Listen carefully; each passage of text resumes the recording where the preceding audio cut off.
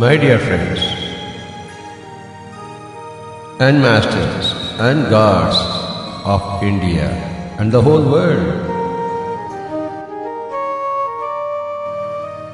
we have to understand that we are all gods. What are we? We are gods. We are not this matter which we see in a mirror. We are not these physical bodies which we see in the mirror. There are four verities: matter, energy, thought and consciousness. Consciousness is the fundamental verity, the first verity. Thought is the function of consciousness. Energy is the production of thought, and matter is the crystallization of energy. In meditation, we dwell at the level of consciousness, pure consciousness, sans any thoughts, sans any waves.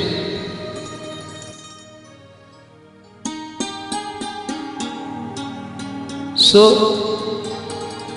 what is meditation?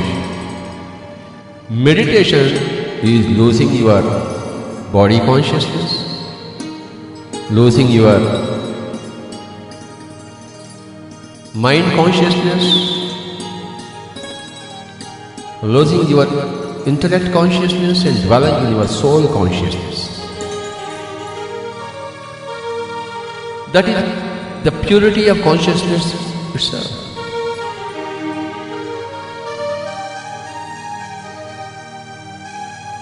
When we are in the body, in our normal day, we are living in body consciousness. And we have a mind consciousness. Wherever we are born, if we are born in a Christian society, we have got a Christian mind. If we are born in a Hindu society, we are endowed with a Hindu mind consciousness. So on and so forth. And we have an intellect consciousness, which is the sum total of our previous lifetime's experiences in terms of wisdom. That is the intellect consciousness. Meditation means to transcend our body consciousness, to transcend our mind consciousness, to transcend our intellectual consciousness, and to stay in the purity of consciousness itself. That is meditation.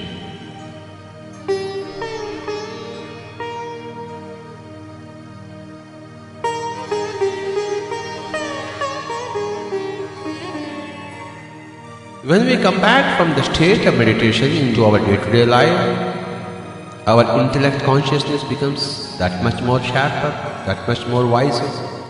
Our mental consciousness, mind consciousness, that becomes that much more peaceful, that much more powerful. And the body consciousness becomes absolutely energetic.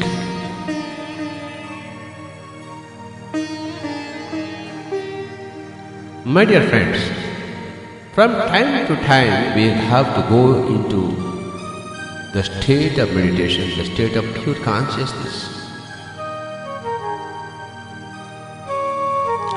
Meditation is pure consciousness sans any tinge of the body or the mind or the intellect.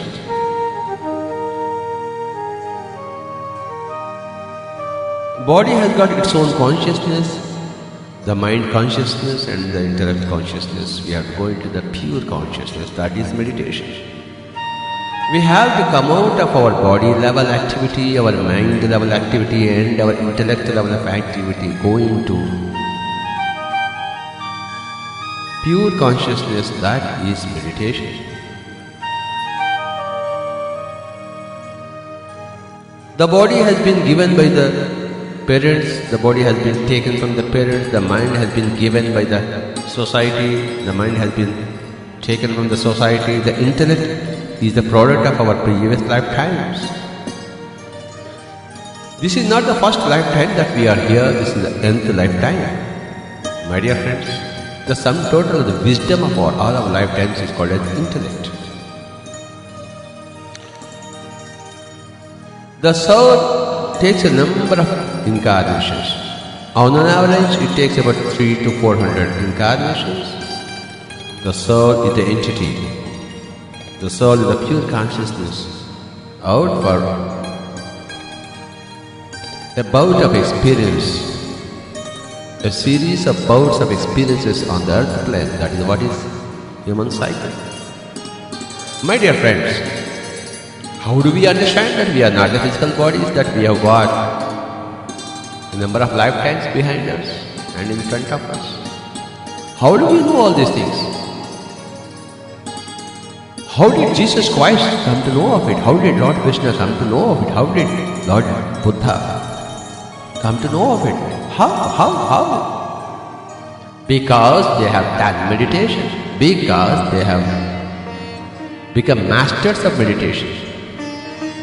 Because they have silenced their minds. Because they have learned to dwell in pure consciousness. Because they have learned to come out of the body consciousness, the mind consciousness and the intellect consciousness from time to time. And my dear friends, they have become the lights of the world.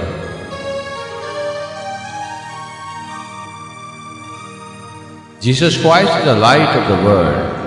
Buddha is the light of the world. Krishna is the delight of the world. My dear friends, we have to become ourselves similarly lights of the world and delights of the world. Delight comes from light. Where there is no light, where is delight? Light comes from meditation. Where there is no meditation, there is no light.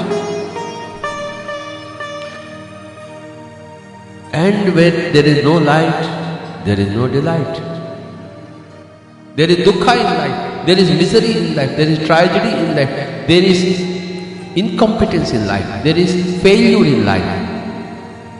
Meditation gives you success in life, efficiency in life,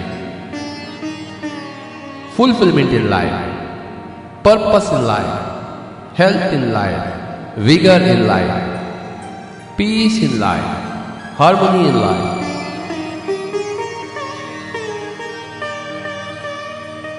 Life is a joy. Life is meant to be a joy forever. Life is meant to be a delight forever. Unless we understand ourselves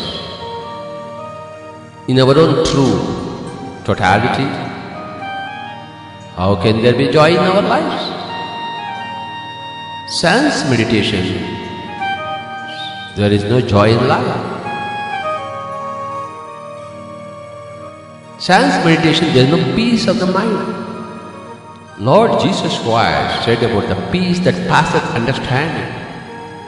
What is that peace that passeth understanding? Normal peace, when you have some money in your pocket, you have got peace of mind. When you have a nice wife and 2 kids, it's a nice feeling. But what about the peace that passeth understanding? That is obtained through meditation. My dear friends, when we are in meditation, we are one with the whole creation and the totality of the Creatorhood. That is meditation. In sleep, we are just out of the physical bodies. But in meditation, we are one with the whole creation.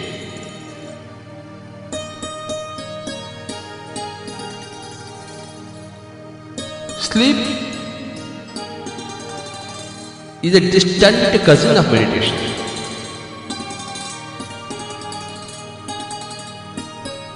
Meditation is the prime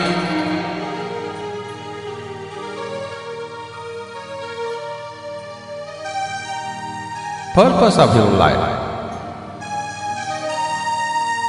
We have given so much time to sleep, but we have forgotten meditation. The time has come for the whole humanity to be as aware of meditation, the science of meditation, as they are aware of the sleep.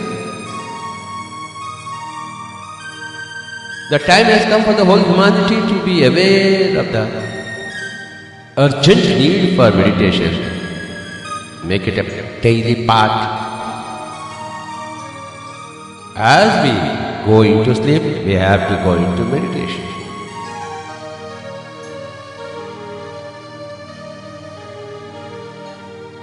The more you do meditation, the less you require sleep. The more you do meditate, the less you require food.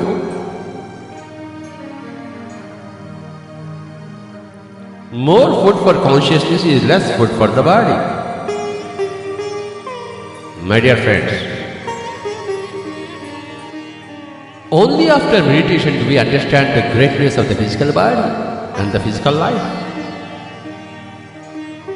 Before meditation, we tend to discount the greatness of the physical body or the magnificence of the physical life. We throw away our physical body, we commit suicide. My dear friends and masters and gods of India and the whole world, what a blot on human consciousness suicide is. No animal commits suicide, only human beings commit suicide. Animal world is a magnificent world. All animals live in pure consciousness.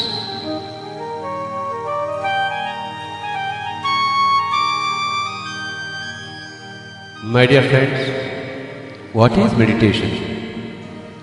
Meditation is being with your own self, loving your own self, spending time with your own self. As you spend time with your husband, with your wife, with your kids, with your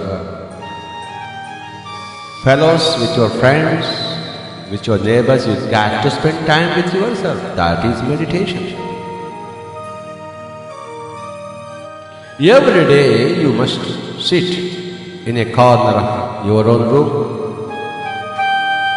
Sit happily in a chair, cross your feet, relax yourself totally, close your eyes and be with your breath. And don't open your eyes, come what may.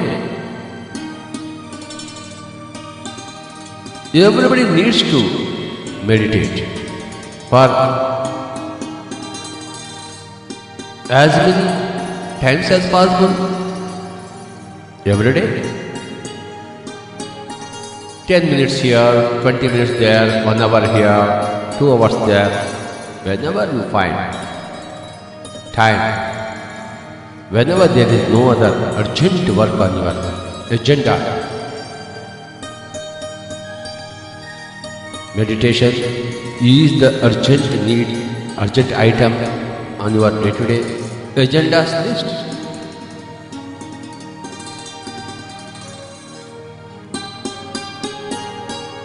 The science of meditation is very simple. When you are with the breath, the mind becomes empty. That is the first law of the science of meditation.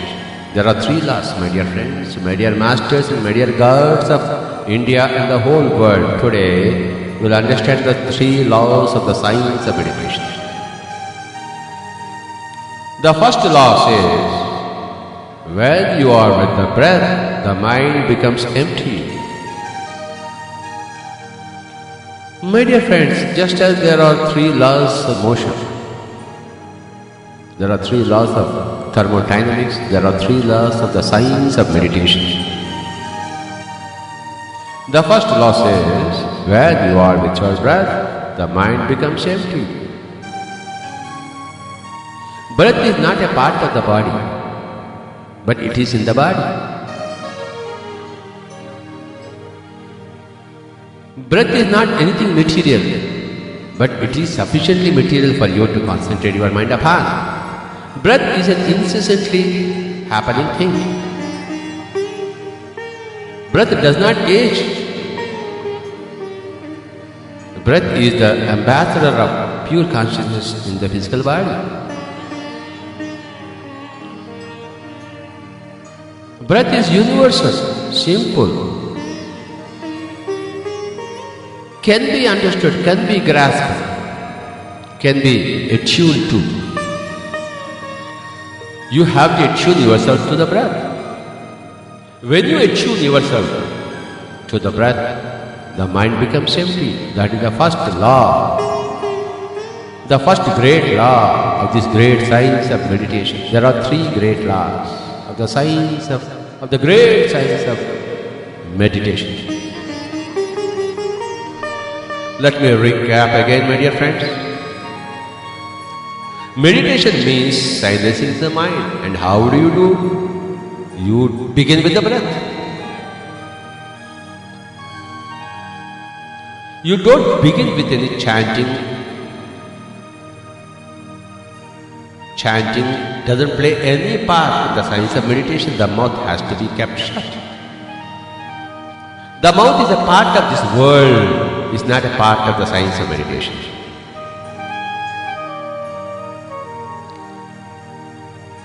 The mouth has no role whatsoever.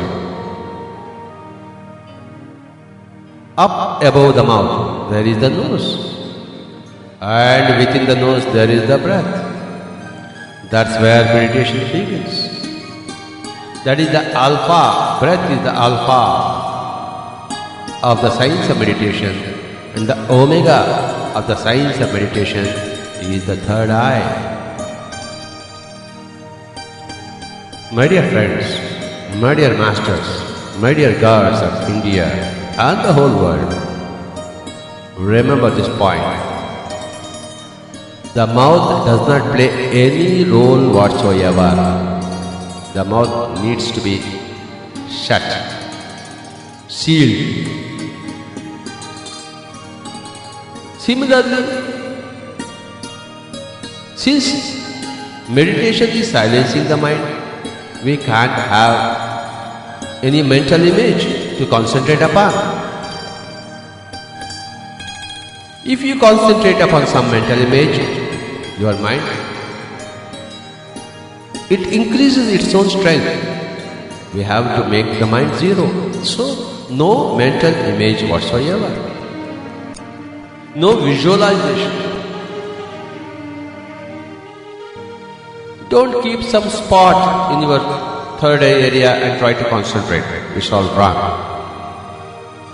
No mental image and no sounds in the mouth. No mantras in the mouth. No mental images in the mind. The mind has to be with the breath. This is the bottom line. Unless the mind is with the breath, the mind does not become empty.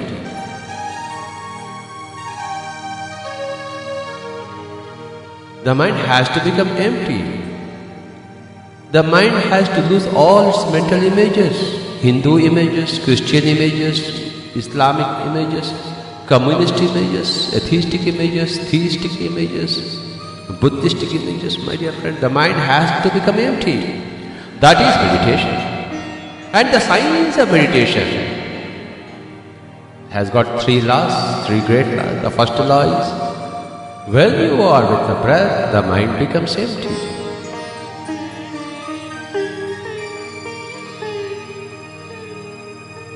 The second great law says, when the mind is empty, huge amounts of cosmic energy flood into the body, into the physical system. That is the great second law of the science of meditation. The mind is the barrier. It doesn't allow cosmic energy to enter into the physical system. When the mind is like a forest, it is a great barrier. It does not allow any cosmic energy to seep into the physical body. It is so very impermeable, solid. But when the solid mind becomes a liquid mind or even a gaseous mind, there is so much porosity. The mind becomes semi-permeable and the cosmic energy floods into the body. The mind needs to be empty. The mind is the separator from the physical energy. It is the dividing line between the physical energy and the cosmic energy. Between the physical energy ball and the cosmic energy ball, it is the separating line. It is a solid line when the mind is like a forest, all wasteful thoughts. It is a semi-permeable membrane when mind is rather empty. So to make your solid mind into a liquid mind where there is more porosity, where there are less number of thoughts, where there are more number of gaps, that is meditation. And the way is to be with your breath. My dear friends, there are three great laws of the great science of meditation. The first great law says, when you are with the breath, the mind becomes empty. The second great law says, when the mind is empty, huge amounts of cosmic energy flood into the physical body. Because the barrier has become porous. Because the barrier has become semi-permeable. You understand the osmotic pressure, the root system, how the nutrients from outside enter the root system of any plant. Because the tip of the root is semi-permeable. You know all these things. The same thing happens when the mind is in meditation. The mind becomes semi-permeable. The solid barrier becomes a porous barrier where huge amounts of energy do come into the physical body. The third great law says, my dear friends, when this cosmic energy enters into the physical body and the physical body becomes saturated with the cosmic energy, the result is the third eye. The result is activating our inner senses. The result is activating our extrasensory perception. The result is activating our soul nature. The result is acquiring the soul. The soul acquires the soul.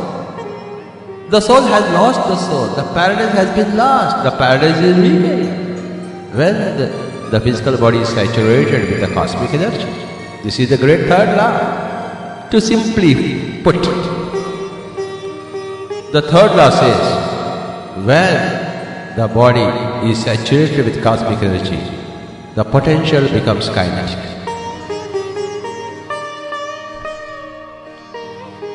Otherwise, the potential remains a potential. A dry potential doesn't become kinetic whatsoever. The soul has got infinite potential in infinite directions. All that is dead as long as you don't awaken your soul. Instead of being body-mind entities, we have to become body-mind-soul entities. That is where the science of meditation chips in. My dear friends, my dear masters, my dear girls of India and the whole world, we are onto a series of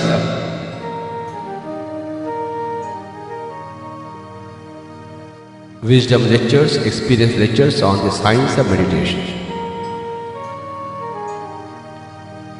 The science of meditation is the most magnificent and fundamental science and mother of all sciences. Only the science of meditation is the science of health. The science of meditation is the science of joy. The science of meditation is the science of power and energy.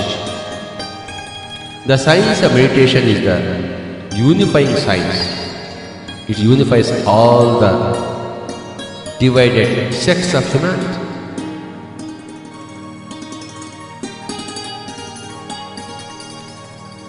Today, we have learned the basics of the science of meditation. We shall keep expanding on all these basics, add on special features, extra features as we go ahead, my dear friends,